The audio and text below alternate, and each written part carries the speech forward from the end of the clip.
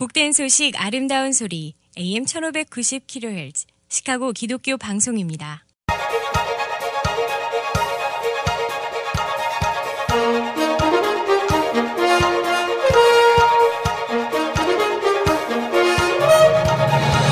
김정일 해설위원의 시사 해설. 세상을 넓게 봅니다. 삶의 지평이 넓어집니다.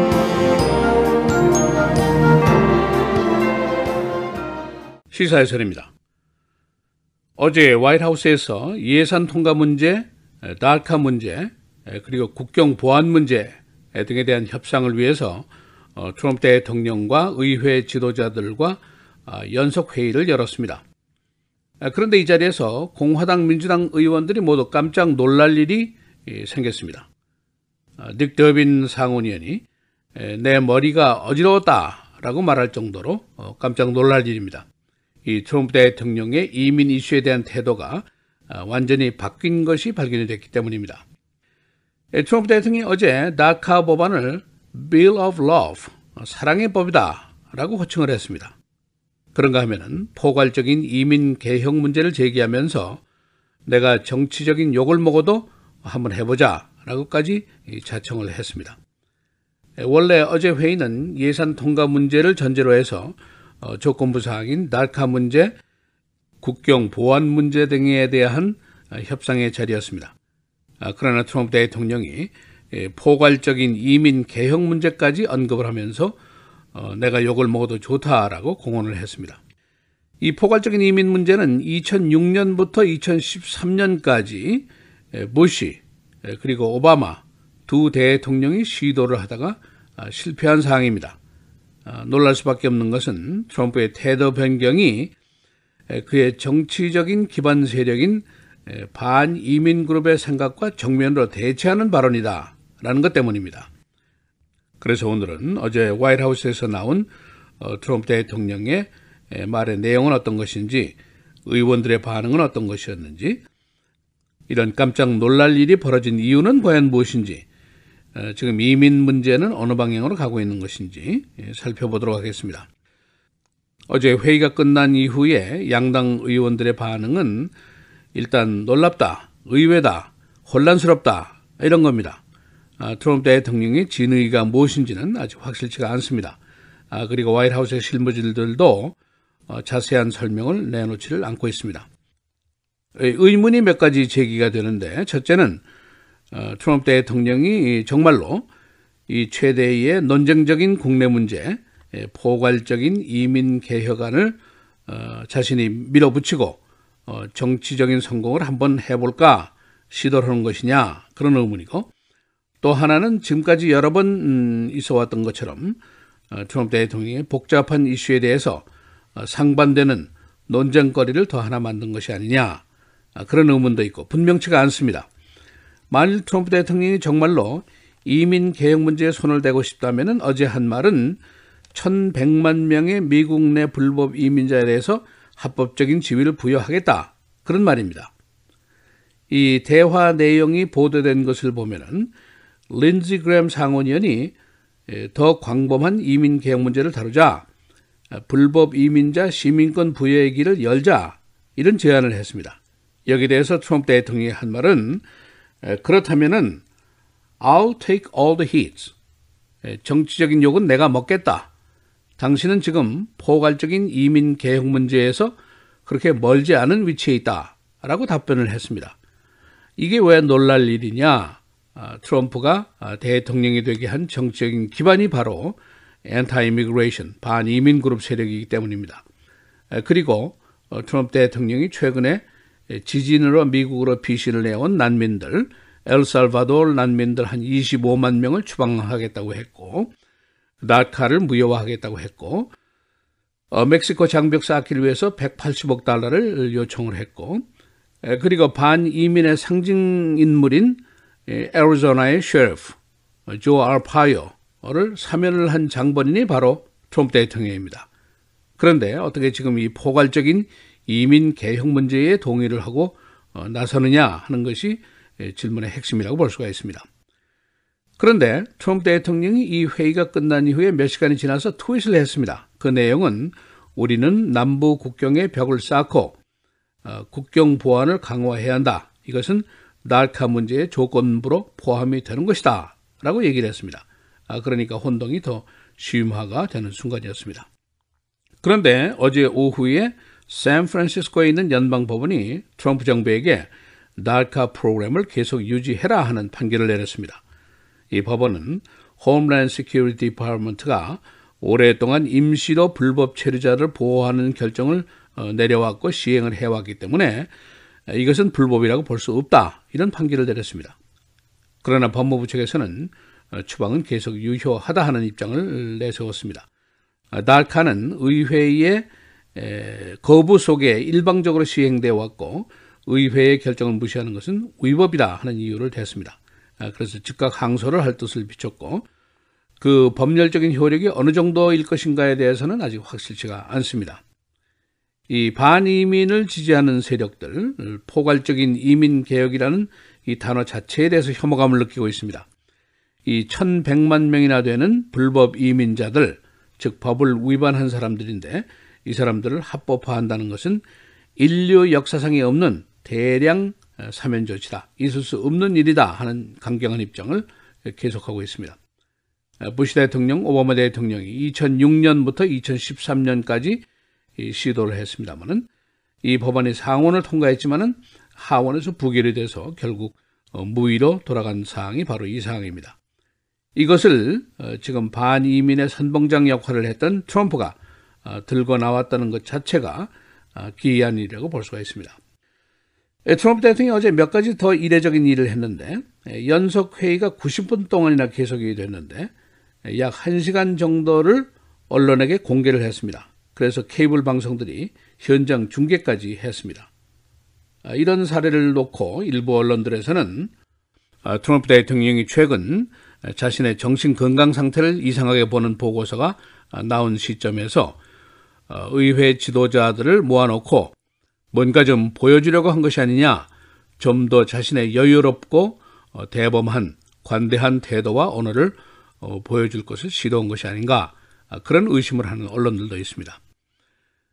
지금 이민과 관련해서 벌어지고 있는 조치들이 몇 가지 있는데 아주 간략하게 요약을 하겠습니다. 첫째는 TPS입니다.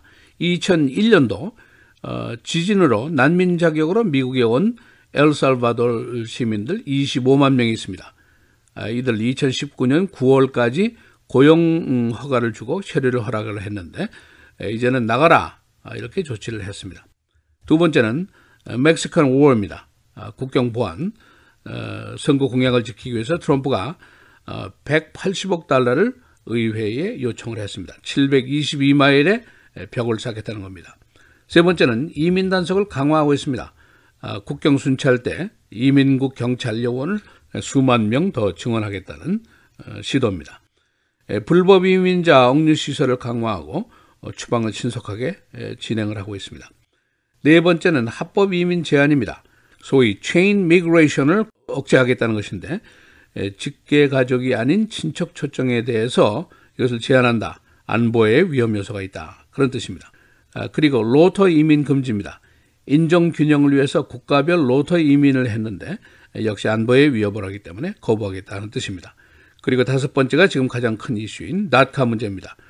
드리머 추방인데 3월 5일부터 시작이 되고 대상은 70만 명입니다. 이런 상황에서 어제 트럼프가 새로운 태도를 보이게 된 것입니다. 반이민 그룹이라든가 보수계 측에서는 즉각 반발을 하고 있는데 트럼프가 어제 다카법을 Bill of Love라고 불렀는데 사실은 이 말을 한 사람이 플로리다의 전 주지사였던 제프 부시입니다.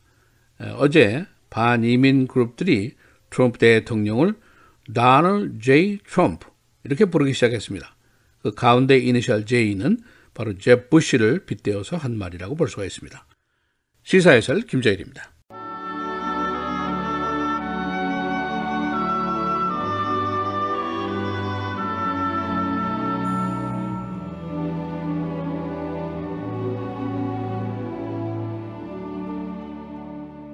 너는 이와 같이 젊은 남자들을 신중하도록 권면하되 범사에 내 자신이 선한 일에 본을 보이며 교훈에 부패하지 아니함과 단정함과 책망할 것이 없는 바른 말을 하게 하라. 이는 대적하는 자로 하여금 부끄러워 우리를 악하다 할 것이 없게 하려 함이라.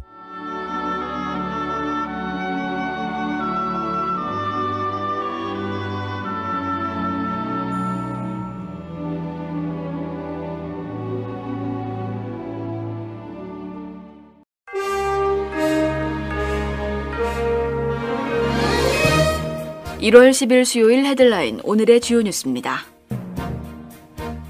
3월 초부터 추방될 위기에 놓였던 드리머들이 추방 위기에서 벗어나게 됐습니다.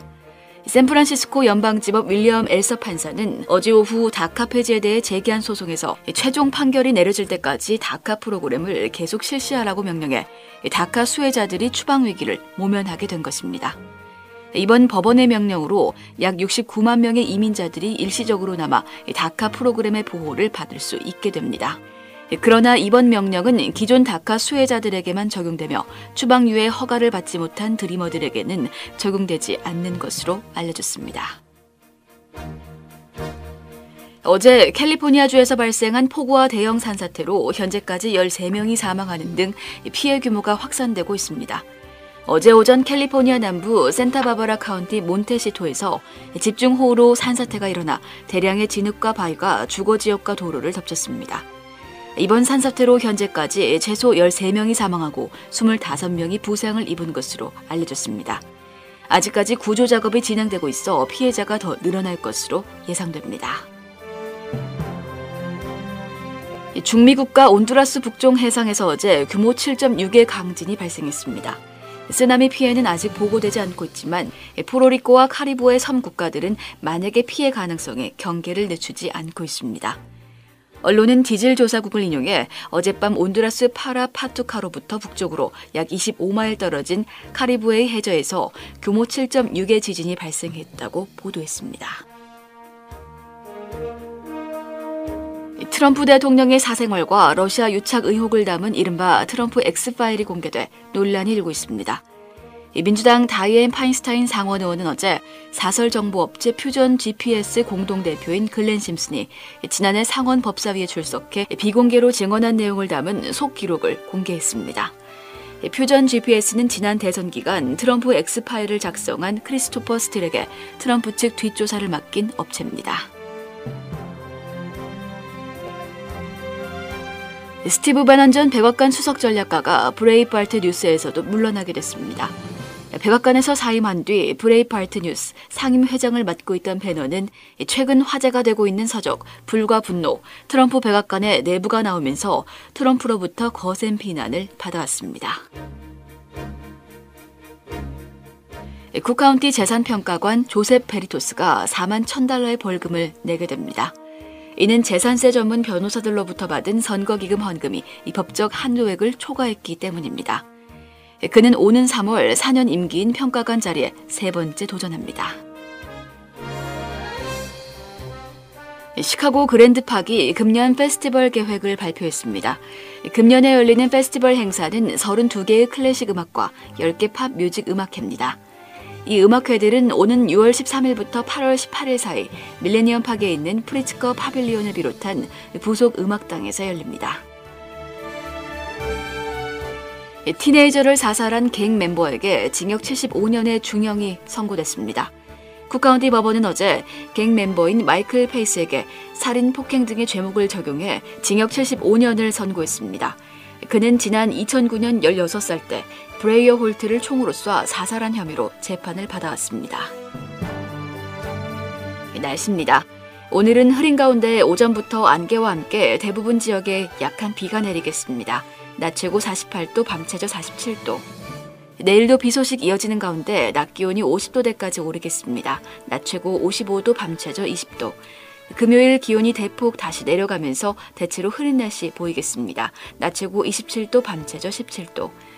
토요일 대체로 맑은 가운데 기온이 전날보다 10도 이상 떨어지면서 매서운 추위가 다시 찾아오겠습니다.